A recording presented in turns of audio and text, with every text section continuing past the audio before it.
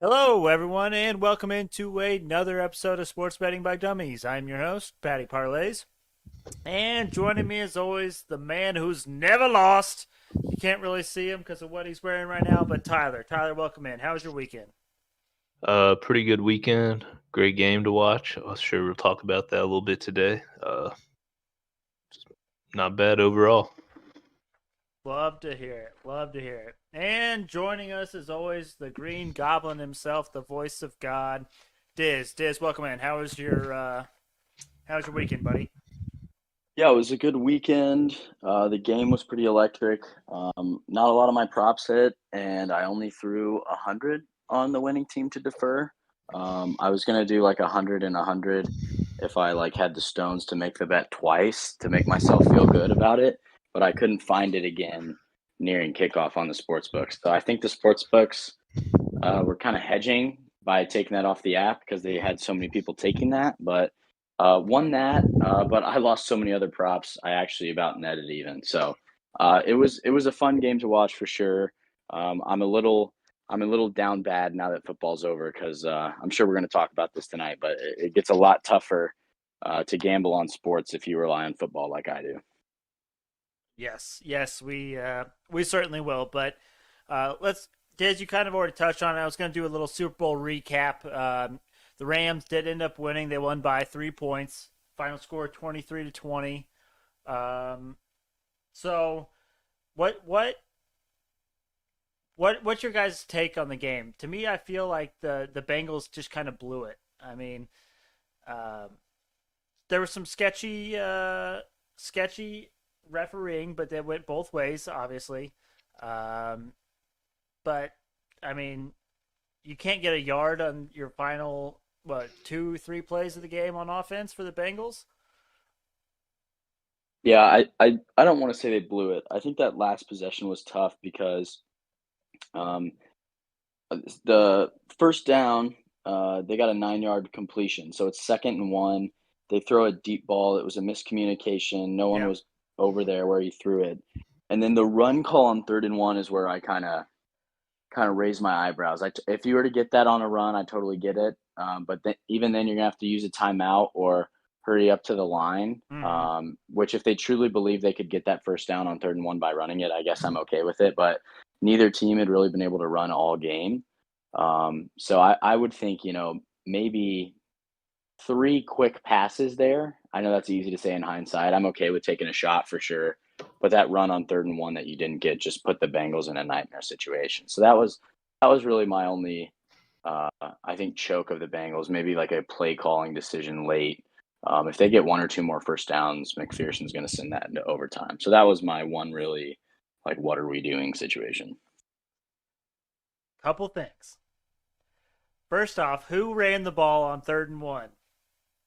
P Ryan. Our boy No, Samaje Perine.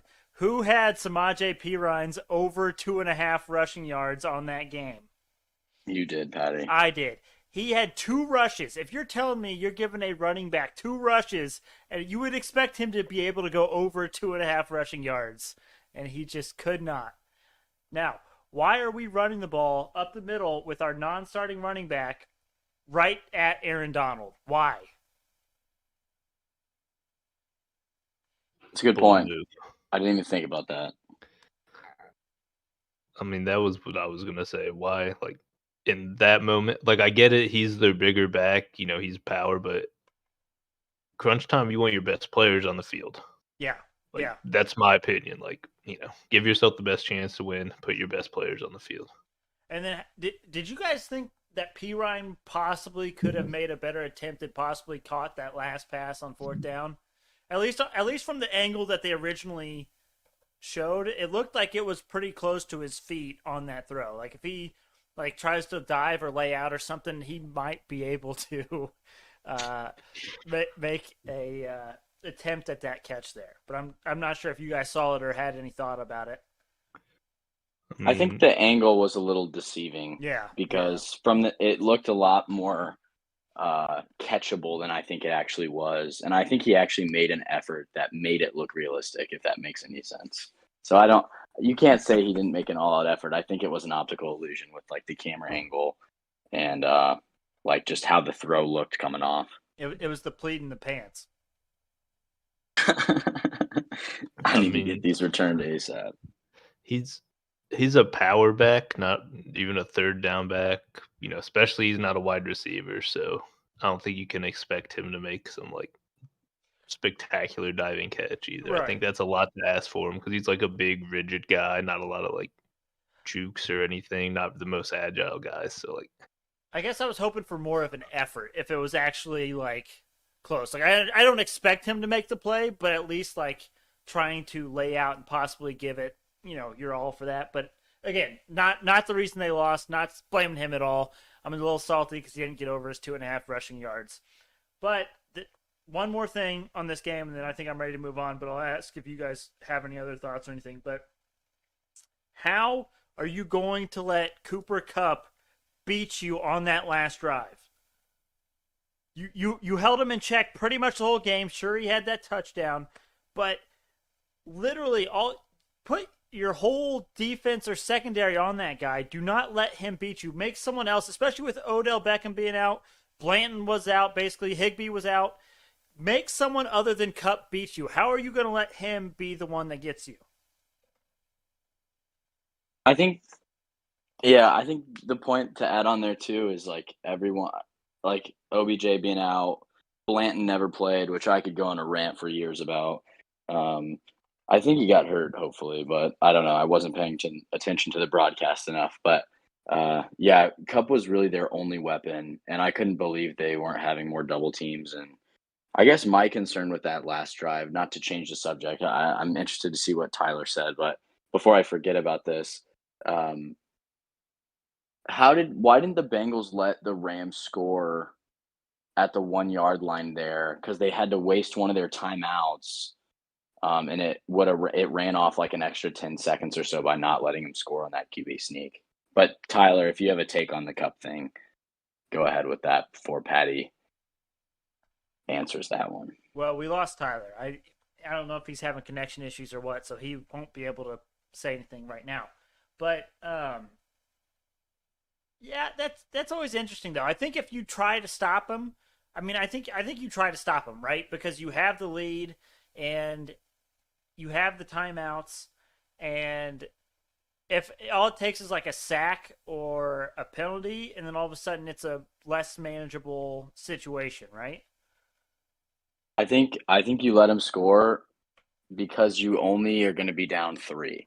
If it's like tied or you're going to be down 4, like if the extra point wasn't botched earlier, they would have been down by 4 after that touchdown. I think in that moment you got to trust Burrow and your offense to get into field goal range. So I wish they would have let them score there. They would have had all 3 timeouts instead of 2. Would have felt more at ease on that last drive, but I understand your take. Also, my Matty Stafford anytime touchdown would have hit. So Would have been huge. Did you parlay those two together? no, I couldn't find the under 1.5, Uh, which it would have hit because that last touchdown they scored that was on the 1 yard line. yeah.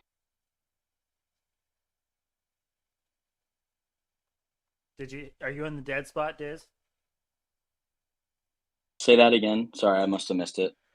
I just asked if you were in the dead spot because you were saying stuff and then it just kind of cut out. Oh, really? No, I'm good. I'm clean. Okay. All right, I believe our boy Tyler has returned. Tyler, do you have a take? Tyler, com check. Oh, yep. I'm back. And restart in the middle, so it's tough. Tyler, do you have a take on either Cooper Kupp just like torching the Rams on the Bengals on that last drive and like them not quadruple covering him with everyone out, or do you have a take on letting the Rams score right away at the end there, and then the Bengals maybe keeping an extra timeout and having a chance to go down and score a field goal? I don't know what happened there because he was being double covered like the entire game, and then the last drive, was he beating double coverage, or did they just not do it in that last drive? You know, I wasn't in the moment paying attention to defensive formations or anything. I was just kind of taking the game in, but I just thought it was wild because I know earlier in the game he had two people on him no matter what he was doing. And with OBJ being out and Blanton basically not playing, I mean, they were on their third string tight end who hadn't played all season. And then they had, Van Jefferson was the number 2. And then I don't even know who else they had out there. They had that Skronik guy that dropped the catch that led to one of the interceptions. So it's like, put 4 people on Cooper Kupp. Just make someone else other than Cooper Kupp beat you. Yeah, I don't get it. We were me and Matty Ice were kind of screaming that. Just like, literally let someone else do it. And if they are able to, my mindset was you just get the ball back faster. You're only going to be down by 3. So let's put 2 or 3 bodies on Cooper Kupp and let's see what they do. Because we've seen Matt Stafford's late game, I don't want to say choke jobs, but he's definitely, I was kind of waiting for that late game mishap by the Rams because we saw so many against the Bucks and we saw some against the 49ers. So I was waiting for that, but it never came. Oh, well. Congrats to the LA Rams. We salute you. Heck of a game, heck of a season. But boys, can we get a moment of silence here for the NFL season and possibly Dizz's gambling career for the rest of the year until football returns?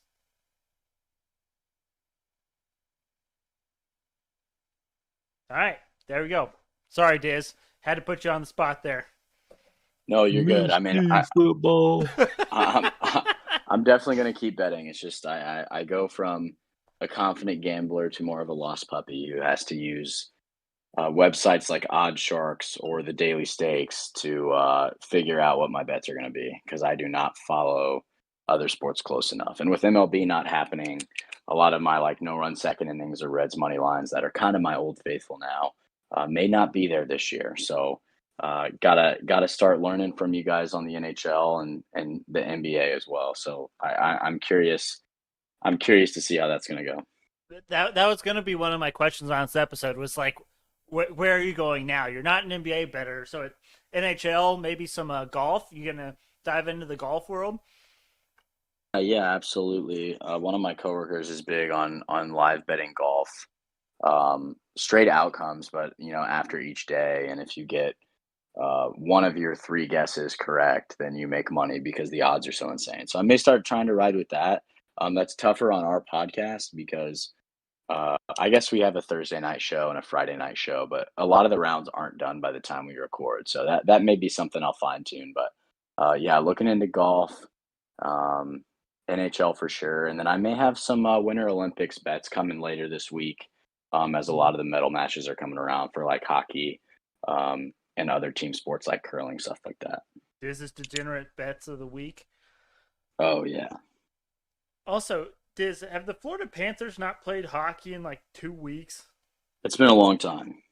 I feel like they're not even part of the NHL anymore. I just feel like they're not playing. Yeah, I don't even know what's going on either. Sorry to kind of go off on a tangent, but that's something I noticed and I had to bring up. No, I need to look into it. I really have no idea. Can I pivot back to the Winter Olympics real quick? Absolutely. Did you guys see the picture of that, the high ski jump? I don't even know the event with the giant, smokestacks in the background. Yeah. That was so, dystopian looking. Yeah. Yes, that was hilarious. How does that happen? Just stick a giant Olympics emblem right on the smokestack? Yeah, how's the air quality there? Can't be great. Cannot be great. That's tough look for the Olympic Committee. Yeah. But nonetheless, so Tyler, me and you, we will go over the NBA slate here in a little bit. I had it slated for after the Super Bowl, but with Dizz being on a tight schedule, I figure we might as well go into the dumbest dummy picks for the night. I went 0-3-1 on Friday. I am freezing cold. And Diz, how did you do on Friday? I went 0-2. It So was not. It was not great. I'm falling off we hard. killed it on Friday. I am down 13.96 units, and Diz is down 3.05 units. Holy. Diz, do you want to go ahead and give your Dumbest Dummy Competition bets? Yeah, this is simple, Patty. There are 4 games tonight in the NHL that have goal totals of 6, which is essentially 5.5. You just hedge if there are 6 goals as opposed to the 5.5 you win on the 6 goals. Yep. So I took over in all of those games. Red Wings at Wild, Maple Leafs at Kraken, Blackhawks at the Jets, Oilers at the San Jose Sharks, all over 6. Kind of a blind guess. Don't know much about the teams. I just know that I love taking overs, and I need some units to get me back up. And we may hit Odd Shark. We may hit Daily Stakes. We may do some research, Pat. I know that's something I don't do very much on this podcast. I'm more of a gut check gambler, but with football being over, I'm going to have to do some research. But those 4 are my lone ones tonight. Nice. I like it. Okay, so my first and main Dumbest Dummy bet, I have DeMontis Sabonis triple-double plus the Kings to win at plus 1,639 odds. I really love this. In his last 5 games, Sabonis has averaged 21, 9, and 8 against the Nets. So we know the Nets are in shambles. And this game is in Brooklyn, so Kyrie is out. So I don't have any doubt in my mind that the Kings will win this game. So I love the value in the play here. Now, a little side note here. I don't know if this is actually up on hold on, let me see. I'm trying to see if this is up on FanDuel or not. When I looked earlier, it was not on there, so I had to make this myself. Let's see. Player performance doubles. Okay, it is not in the player performance doubles. So because it's not in the player performance doubles, you have to manually make this. So you go player points, Sabonis 10 plus, player rebounds, Sabonis 10 plus, assists, Sabonis 10 plus, and then the Sacramento Kings to win, and you get plus 1639. Sabonis just to record a triple double is plus 800, but yet the Kings are 2-point favorite against the Nets. So I'm not sure where that logic or where that falls in, but if you kind of separate those all out together, you get really good value there. Pat, I'm sorry. You might have said this. I missed it. Is this Sabonis' first game with the Kings? No, it is not. It is not. Okay. No, I was just curious. I don't know if he's played yet.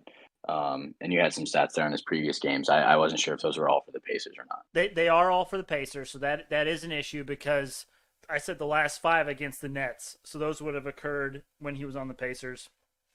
He actually has gotten a triple-double against the Nets in like 3 of his last 6 games against the Nets, so he really balls out against the Nets. I am a little concerned because he's not on the Pacers, so all of those kind of previous game stats are a little bit wonky. But I'm still going for it with the value there. And then I'm going Raptors minus 3.5 versus the Pelicans and the Nuggets minus 11 versus the Magic. All right, Diz. Group best bets. Just like everything else we bet on Friday, we went 0-3 as a group on best bets. We lost the Magic by the hook. We lost Rams minus 4 by a point. We're up and down all over the place, but as a group, we are down 1.48 units. So let's see what strikes our fancy tonight. Pat, my only one, and then I got to hop off the pod, so I hope you guys agree with it. I'm loving the San Jose Sharks as home dogs. You know I'm a home dogs guy when it's 2 equal teams, pretty even teams as far as offensive and defensive output. So I'm loving the home team. San Jose Sharks plus 126 against the Oilers. Any thoughts there, Patty? And my personal Hail Mary parlay of the day, I chose the Oilers. With that being said, this was the one game that I struggled with picking a side. So I am totally okay with us going with Sharks money line. Sweet. Love it. I got to roll. Good shit, boys. I'll see y'all on Thursday's pod. Yes, sir. All right. See ya. Man, he got out of here before 6. Man, what a And then there were 2. and then the 2 best ones remained. What other best bets, Tyler? Anything striking your fancy? I'm trying to find the odds for the IU Wisconsin game. It's down the oh no wait, that's tomorrow night. So we'll push don't that have one odds back. Yeah. That explains why it doesn't have odds yet. yet. There is no Big Ten basketball tonight, apparently. Monday, and Friday college basketball slates aren't great because One top 25 game, and I don't like that one, so I think we stay away from that tonight. So anything in the NBA? How about this? How about we'll go through the NBA slate and then talk some of these through, and then maybe by the time we get done with the NBA slate, we'll have some ideas. We'll figure it all out. We'll be feeling a certain kind of way about some of these. Yes, sir. I like that idea. All right. So the first game on here, Tyler, we have the Pistons at the Wizards, the literal suck fest, possibly the 2 worst teams in all of basketball. The Wizards actually own all major offensive categories, but that could be from the start of their season too. They started off really, really good. But the Wizards are 12-16-1 ATS at home. Pistons 12-16 ATS away. Pistons 1-6 ATS their last 7. Wizards 2-15-1 ATS their last 18. Porzingis, Gafford, and Beal all out for the Wizards. So in this one, I'm actually leaning taking the Pistons and the points. Because of injuries, and Cade Cunningham is back for the Pistons. Beal's out as well? Beal's out for the rest of the season. Oh. And the Wizards are still -4? Isn't that kind of insane? I don't get it. I mean, it works in our favor. I like the Pistons easy on that. That's where I'm going as well. Especially with them being 2-15-1 their last 18. That might be the worst 18-game stretch against the spread that we've seen all season. I mean, 2 in the last 18 is... I mean, 2 in the last 18 on winnings are tough enough, but even against the spread, that's rough. Yeah. All right, this next one, Thunder at the Knicks. Knicks are 10-point favorites. The over-under is 207.5. The Thunder 13-15, the Knicks 13-15 ATS at home. Thunder 19-10 ATS away. Knicks 1-5 ATS their last 6. Thunder 2-1 ATS their last 5. Unfortunately, our guys SGA and Lou Dort are out for the Thunder. RJ Barrett is still out for the Knicks, along with possibly Cam Reddish, Mitchell Robinson, and Nerlens Noel. Let me check that injury report because that could be a big deal. I know Reddish played last game. So Nerlens Noel is officially out. Mitchell Robinson and Reddish are still listed as questionable. But I'll be honest here, Tyler. I lean the Thunder. And I don't know if you saw, but just possibly the worst melt of all time by the Knicks in their last game this weekend.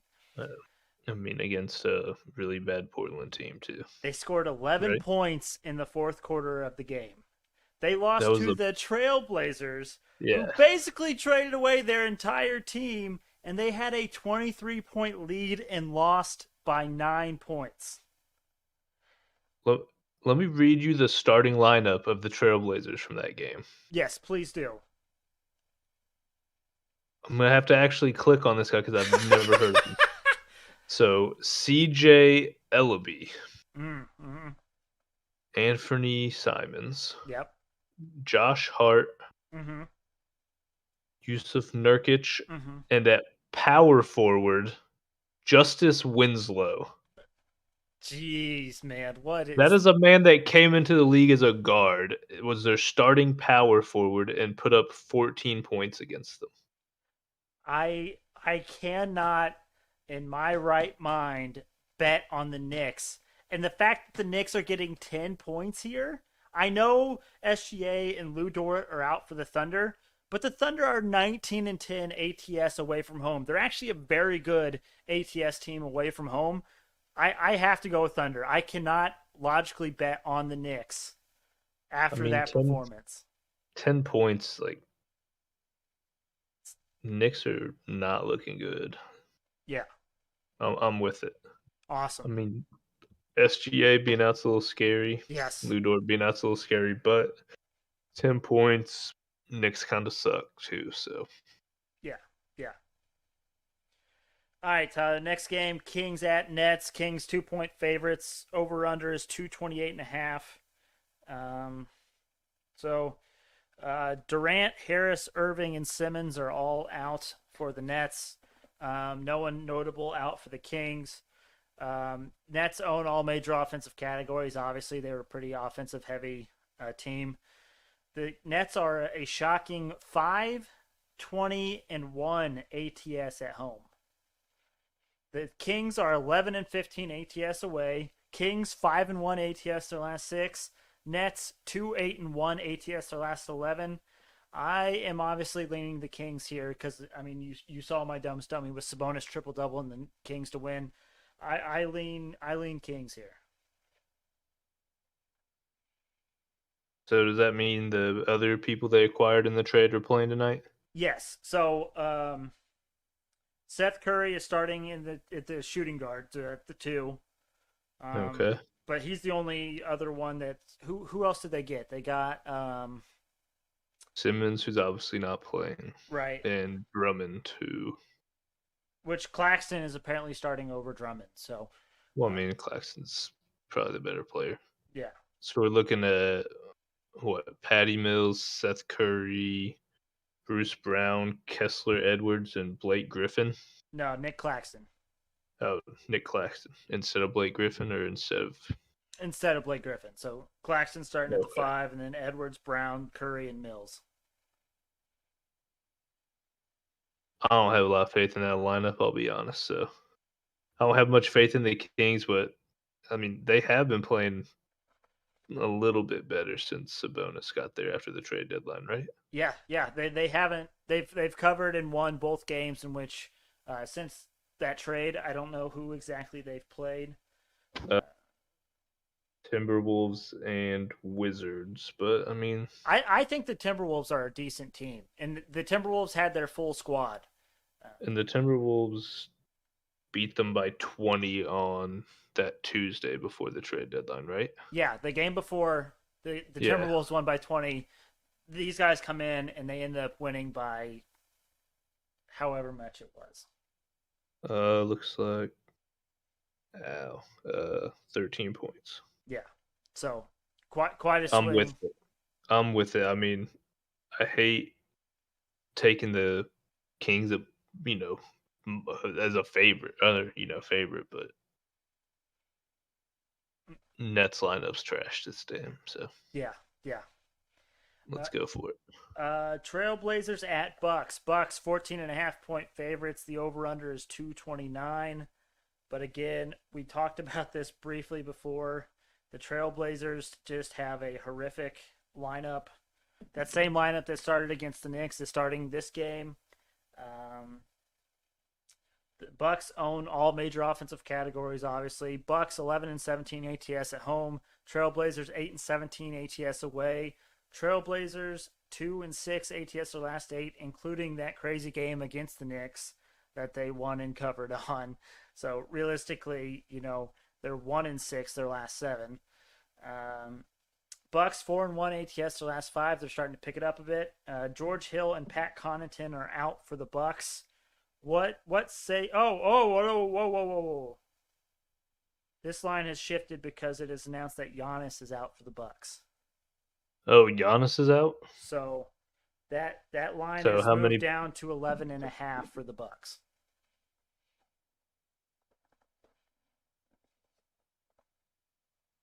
Would you judge me if I said I'd still lean Bucks? No, I absolutely still lean the Bucks. I would mean, argue that the market would probably overcorrect with the late breaking news of Giannis being out. So I honestly still think the Bucks have this. I mean, it's almost a perfect game for the Bucks to sit Giannis out. You know, they shouldn't have a yeah. problem. It's at home. It's the Bucks. It's against a team that's probably not even arguably a basketball NBA caliber basketball team right now. So I'm completely okay with going Bucks here. I mean, I was getting ready before you said Giannis. I was getting ready to ask if you were going to do a, plus 31 points on these guys. I still might. I mean, the Bucks here are the play, I think. And I don't like taking 14 and a half. I almost feel better now that it's down to 11 and a half. I know Giannis is out, but and especially someone like me who likes to take the 31 plus point spreads. Yeah. Once you get up near that 15 number, I start to get a little weary of that. But I mean, with the 31 points, that's living, that's going for big odds. Yeah. If you're not getting great odds on a plus 15 point spread, what's the point? Right.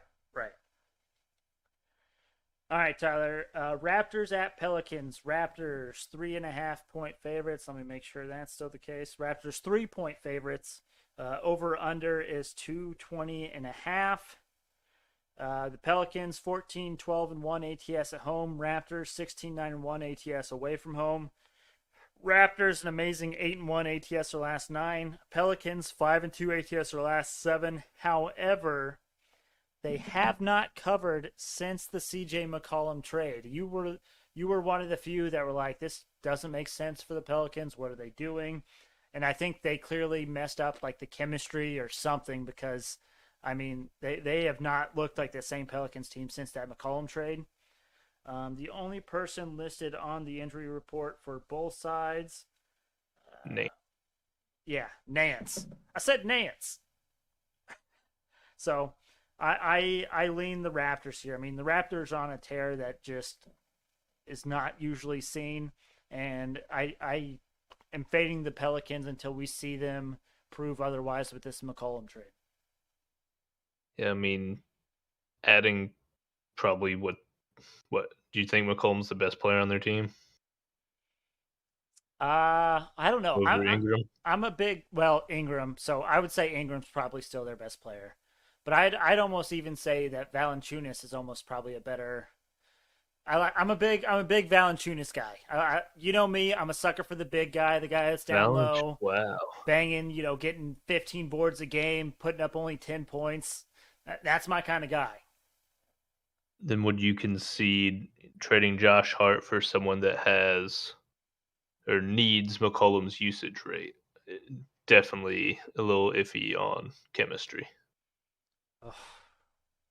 I mean, because you're taking the ball out of Ingram's hands, you're taking shots away from. I mean, McCollum, great scorer, doesn't really play defense. Right. And like you said, like they have to learn a whole new different style of play to get this to work. And like you said, until we see it work, might as well fade them. Yeah, and I usually don't like to bet the Raptors, but they have been on such a hot streak that you have to. All right, Tyler, this next one is an interesting one. So Spurs at Bulls. The Bulls are 3.5 point favorites, but this injury report was what got me. But let's go to the numbers first. The Bulls are 19-10 ATS at home. Fantastic team against the spread at home. Spurs are 16-12 ATS away. Very decent. Spurs 3-2 ATS their last 5. Bulls 6-3 ATS their last 9. But the Bulls are without Levine, Ball, and Caruso. I have possibly 2 looks here. I was looking at the Spurs plus the 3.5. I think with Levine out, I don't know what this Bulls team has. I mean, they have DeRozan, obviously, but I don't know if that's enough. Vooch. Yeah. But then I was also looking at possibly the under here. I know we like to bet the Bulls over when Ball and Caruso are out because they're one of their better defenders. But with Levine out, I don't know that the Bulls can put up, 115 points. Because that's about what you're going to need if you're going to want to hit that 234 number. I mean, now would Murray's a pretty good defensive player too? Would he be just basically free to cover? DeRozan? Yeah, at that point. Yeah, I don't know. If you had a play on this, which way would you look? I still don't really trust the Spurs. It doesn't, they just traded away Derek White, a great defender, and got back Josh Richardson, who with the Celtics was shooting really well, but that's definitely not sustainable if you look at his career. Mm-hmm. I don't know. I just don't really have much faith in the Spurs. I think they kind of stink, and they know they stink. They're playing for draft picks at this point. So they're I under kind of like, 234? yeah, like I think I'd go under 234. I mean, there's not. I mean, Vooch and DeRozan could come back to burn us, but those are Still. really the only two that's the two key factors. If they have huge games, may come back to burn us. But I like the under there, like you said. I mean, 115 points per team Yeah. wouldn't even cover this. So Yeah, and 234 is a very large total. It's oh rare you see 234, oh 230. yeah, I was looking at 231. I was looking at the Rockets and Jazz there. So yeah, 234 even better. Yeah. Yeah, so we'll go under 234. It's actually 234 and a half. So somehow this number has gone up a half a point since when I looked at it, but I like the under 234 and a half. I'm with it. All right, this next one, Rockets at Jazz. This line has actually moved to Jazz minus 15. The Jazz own all major offensive categories. The Jazz 12 and 18 ATS at home. Rockets 14, 14 and 1 ATS away. Rockets 1 and 7 ATS their last 8. Jazz 4 and 1 ATS their last 5. Let's check the injury report. So, Eric Gordon is in for Houston. That's good news for them. Rudy Gay is officially out for the Jazz. Gobert is questionable, but I did see that Gobert did participate in the shoot around earlier today, so I would assume Gobert is going to play. But what are you feeling on this one? Give me a second. I want to look up. Oh my god! Big game here. Oh, what's that? Sorry. So when I was looking at this earlier, the total was 231. Yeah. I assume based off the news that Gobert is going to play, this total moved to 233 and a half. So it went up. It went up. And you were already leaning under, correct? I was already leaning the under because I mean, again, I don't necessarily trust the Rockets. I don't necessarily trust the Jazz to win by 14, 15 points. I don't know. I don't see necessarily either of these teams as big offensive, scoring teams. And I mean, it's interesting that a perennial defensive player of the year candidate is, more than likely going to play now, they announced, and the line goes up. Yeah, and one of the Rockets' key offensive pieces, Christian Wood. Who's going to be guarding Christian Wood? Rudy Gobert. I don't know. I think this one's an easy under here. Two very large numbers here back to back that I think shouldn't even get close to really the number here. Maybe a little sprinkle on a plus 31. Yes, definitely could do that.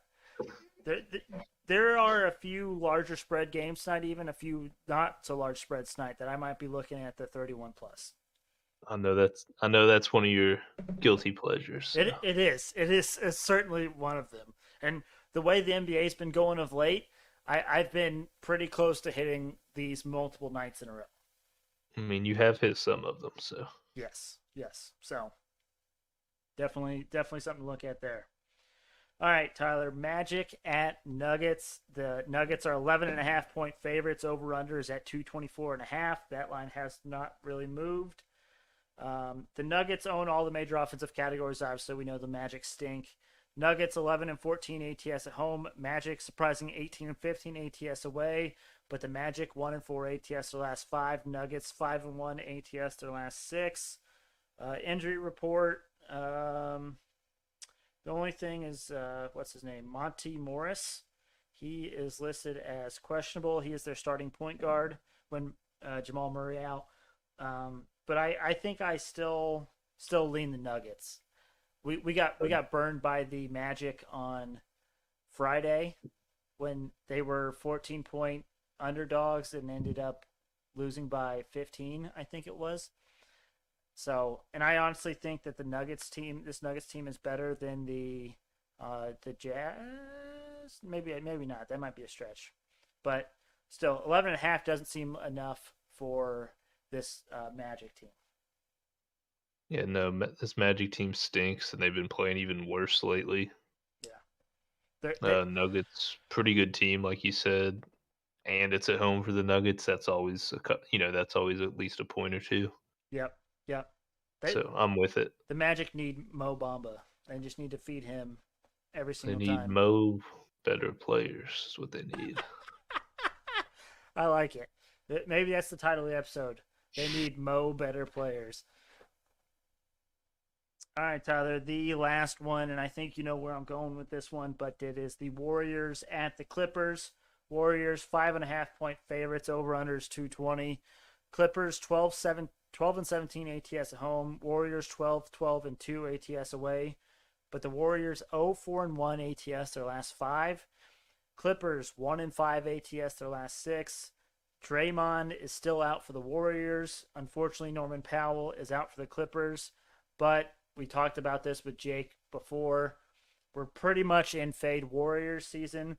So getting Clippers plus 5.5 at home seems like a gift. Like we said, until Draymond comes back, fade them. I mean, because what you said, last 5 games, and I think most of those, if not all of those, have been without Draymond. Yep, no, they've all been without Draymond. I don't think Draymond's played in almost. I don't think Draymond's played in almost a month. I don't think. And so they haven't covered a single time in the past 5 games without him. So, and they were going up against a very bad Lakers team, and they did not cover the spread. And they're the favorites in this, right? Yeah. Yeah, no, I'm not seeing it. So, like we said, let's keep fading them. I mean, if you've been betting against them, spread wise for the past 5 games, you've made some money. So, for sure. Let's just keep on that train till they prove us wrong. That's right. All right, I'm just putting in these bets right now. So if you were to bet all what we just said and do just the NBA, it's a 9-leg parlay. $1 to win $324.61. Let's go ahead and put that in. And then I'm going to do the Hail Mary parlay of the day while we're at it. So I'm adding in 4 NHL games. So that is the Wild, the Maple Leafs, the Jets, and the Oilers. Tyler, do you want to guess at what the value is of that? How many legs was that? 13, but I will say the last 4 did not have great value. Yes. 13. I'm going to say we're in the $2,000 range. Not quite. $1 to win $1,590.14. But again, it's because I do have some rather heavy money line favorites on that. So I don't think you were really that far off.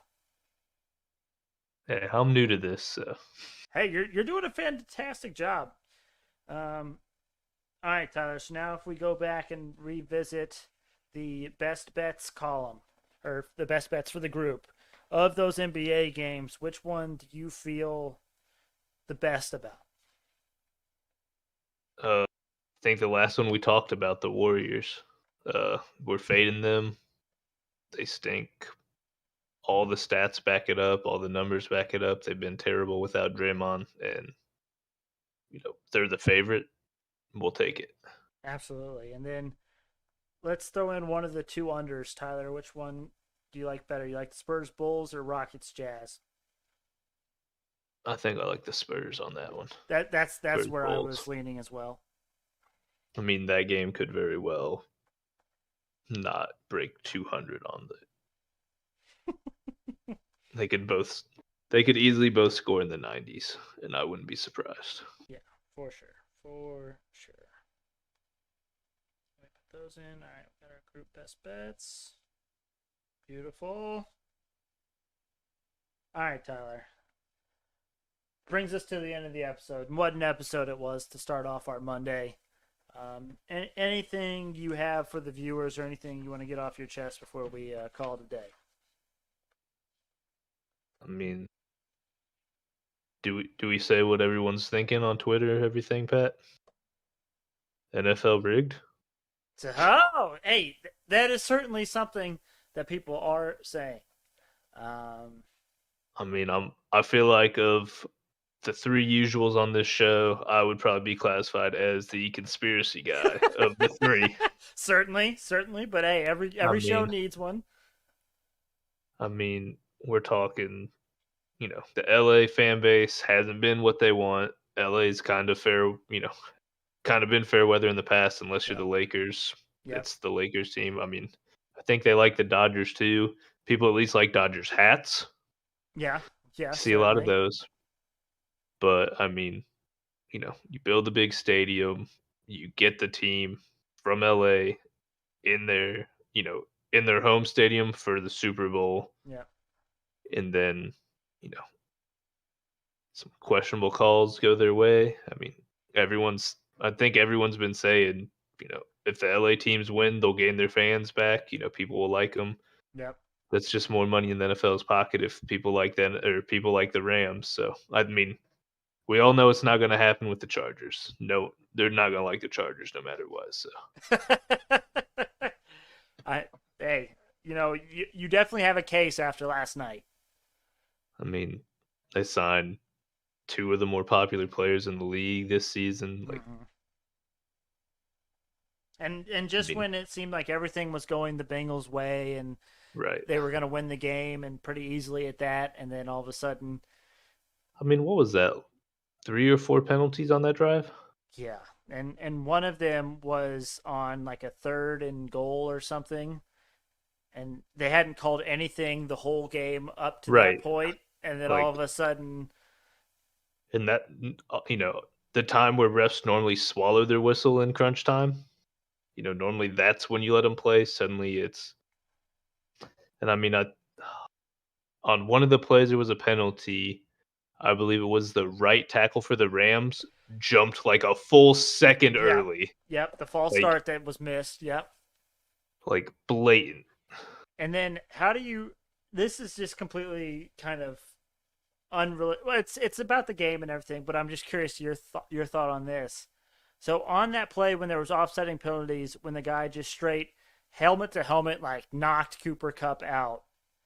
They didn't stop the game or anything and didn't like make him come off the field to get like checked for a concussion or anything like that. Like, isn't that what they do now? Like if someone gets hit like helmet to helmet and it looks like it could be bad. I mean, he was like down for a while. I mean, we've seen a lot lesser hits have the players taken off the field. Right. Like at least get checked or something, right? And they're like, no, he's good. And then he went out and scored like the next play or something. Well, I mean, he was good, I guess, right? We hope so. I wait for the report to come out that says he has a concussion.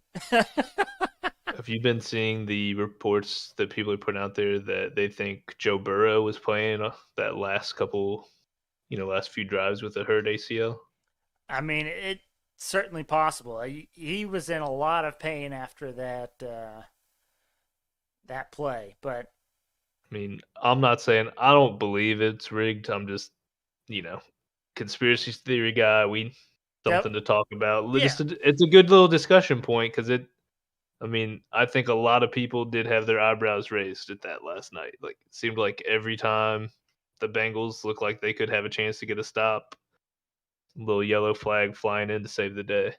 It certainly did seem that way. All right, that's all I got for you, Patty. Hey, I like it. I appreciate it. R.I.P. to the NFL season. It's been fun. It's been a pleasure. And also, just to let you all know, for those that are actual listeners, we will be dropping another commercial, another promo spot. We'll be surprise releasing that Wednesday at some point. Uh, I couldn't figure out what time I wanted to do it, but I wanted to drop the. We're going to be surprise releasing this at this time and this date. A little viral marketing. If you like the video, it gives you a little chuckle, puts a smile on your face. Make sure to send it to your friends. Absolutely. That's I the mean, best way for us to grow is for word of mouth. Like, hey, you love the show, let people know about it. That helps us out more than anything. even if they're not gamblers, you think they'll find it funny. I get off the rails a lot, talk about non-gambling stuff all the time. People might want a little, come in, listen, get a chuckle or two out of it. I mean, we do talk sports. If someone's listens to us, maybe they're hearing us put out some bangers on picks. They start. Word of mouth will help us. So don't be afraid to send that to your friends. And even if you just want to roast me, like make fun of me for the ridiculous stuff that I put out, that's fine because that's also some good pub. So whatever you do, we appreciate it. Make sure you check us out on Twitter and Instagram at SportsBetByDumb. That is where you will see this commercial when it drops. Also, make sure you check us out on the YouTube. Go into the YouTube search, type in Sports Betting by Dummies, filter by channel. We will be that first one on there. Look for the black and yellow logo. You cannot miss it. But thank you all for listening. We hope you have a great, profitable start to your week, and we will see you all on Thursday.